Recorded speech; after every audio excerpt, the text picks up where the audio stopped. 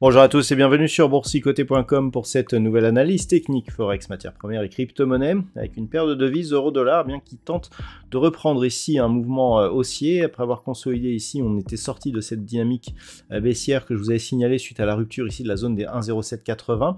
L'objectif était un retour sur la zone des 1,0925. On a un petit peu oscillé autour de cette zone.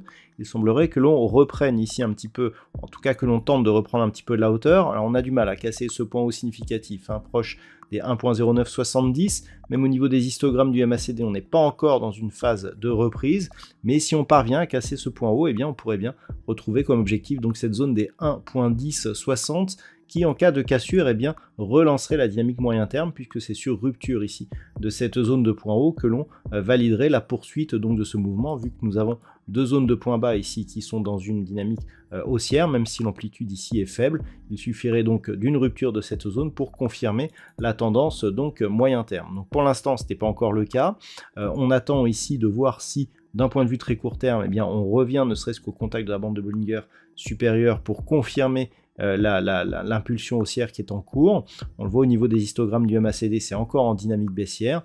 Donc pour l'instant, on sent ici un pré-signal, mais en attente de confirmation pour valider l'objectif ici des 1.1060. Au niveau de la paire de devises livre sterling contre dollar américain, nous avions là aussi un signal en attente. On a failli ici arriver sur la zone d'un 28,70 qui était l'objectif lié à la rupture ici d'un 27,50. Au contraire de cela, on est revenu sur cette zone d'un 27,50, la tester en tant que support. On peut aussi observer ce qui se passe sur la zone des 1,2680, cette zone qui était précédemment ici résistance, agit comme support. On est quasiment dans l'épaisseur du trait, on a même encore un petit écart.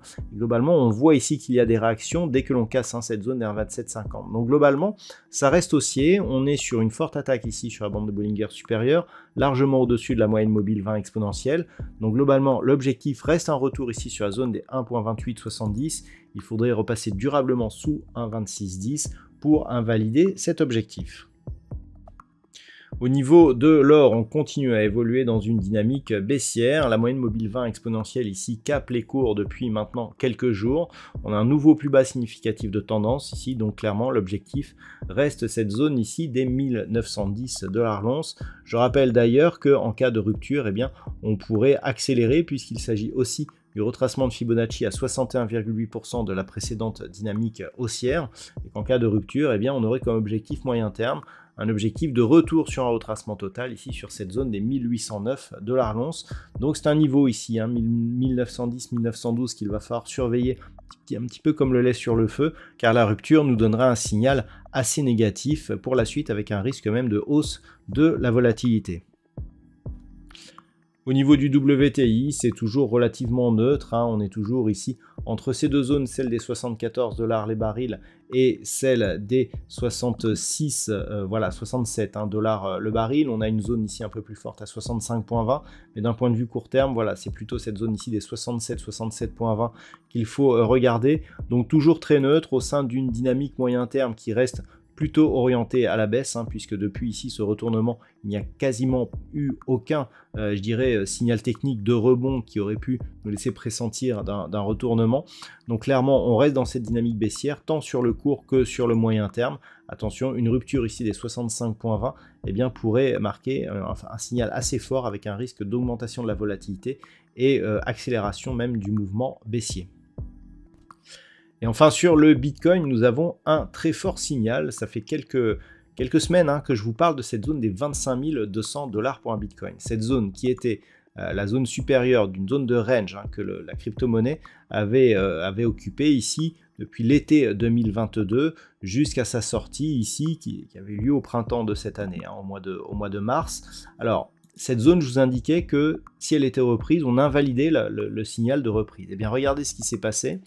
On est venu ici consolider sur cette zone, on a tenté ici de l'attaquer sur toute cette phase ici que nous avions eue dans le courant du mois de juin, Et puis suite à cette attaque, eh bien, on est repassé, on repasse ici sur la zone des 29 000 et on est en train de titiller ici cette zone de point haut proche des 30 500 qui avait marqué justement la résistance de la première impulsion haussière qui avait justement débuté par la cassure ici des 25 200 $ pour un Bitcoin. Donc pour l'instant, on ne confirme pas. Il faudrait vraiment casser ici cette zone des 31 000 pour valider la reprise ici du mouvement haussier. On sait que sur le Bitcoin, ça peut aller très vite et l'objectif se trouve ici sur la zone des 32 200 $ pour un Bitcoin. En tout cas, ce qui est sûr désormais, c'est que cette zone des 25 200, elle est majeure. Et tant que l'on ne repasse pas en dessous, eh bien le biais reste haussier, surtout si la zone des 31 000 ici était cassée à la hausse. Voilà donc ce que l'on peut dire sur l'analyse technique de ces principaux actifs Forex, matières premières et crypto-monnaies. Je vous souhaite de passer une très bonne soirée. On se retrouve dès demain pour d'autres analyses techniques, toujours sur le site boursicoté.com.